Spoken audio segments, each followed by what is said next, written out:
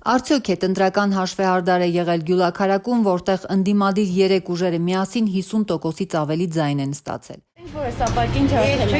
Մամուլներ, կադրեր հրապարակել, որտեղ համայնքապետարանի գլխավոր մուտքի ապակին կոտրված է, ու տեղեկություններ կան, թե տեղացի Կարենին համայնքապետարանում ծեծել են, վնասվածքներ պատճառել ու բացատրություն պահանջել, արդյոք ՔՊ-ի դեմ չի քարոզել, չնայած որ կինը համայնքապետարանում է աշխատում, քույրն էլ գյուղի դպրոցի տնօրենն է։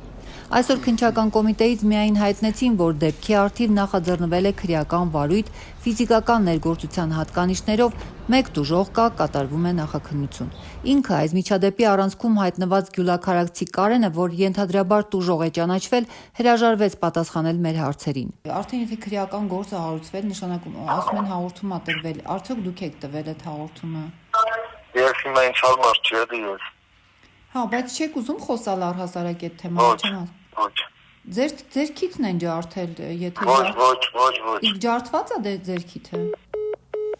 Գյուլաքարակի ՔՊ-ական համայնքապետ Խաչիկ Վարդանյանը նույնպես այսօր չպատասխանեց մեր զանգերին։ Հնարավոր չեղավ պարզել իսկապես ինքն էլ մասնակից է եղել ծեծին, ինչպես պնդում է մամուլը։ Միջադեպի հաջորդ օրը համայնքապետարանը պաշտոնապես հերքել էր հետընտրական հաշվեհարդարի մասին տեղեկությունները, հերքում պահանջել նաև լրատվամիջոցներից հրապարակումները սուտ, անհիմն եւ իրականությանը չհամապատասխանող հեյջուրանքներ որակելով։ Հերքել, բայց չէին պարզաբանել այդ դեպքում ով ում է ծեծել համայնքապետարանում, որի արդիվ քրեական գործ կա կամ ինչից էր հանկարծ ջարդվել մուտքի դռան ապակին։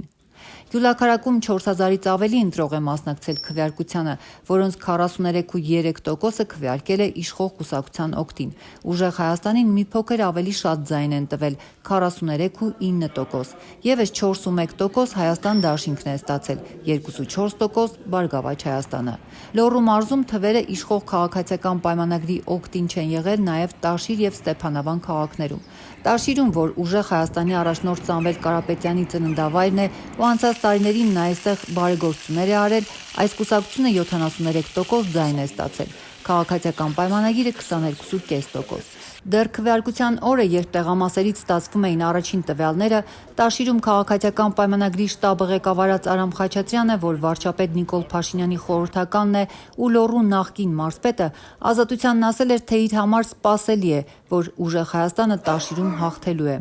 Այո, սպասելի էր եւ նույնիսկ կասեի, որ սպասածից ավելի շատ մեզ համար, մեր թվերի մասին է խոսքը։ Ինչու, ինչն է, այսինքն ինչն է հիմնական առավելության պատճառը։ Դե որ ուժեղ Հայաստան դաշինքի առաջնորդը ծնունդով տաշիրցի է։ Սա է հիմնական պատճառը, որ ասենք իրենք ունեն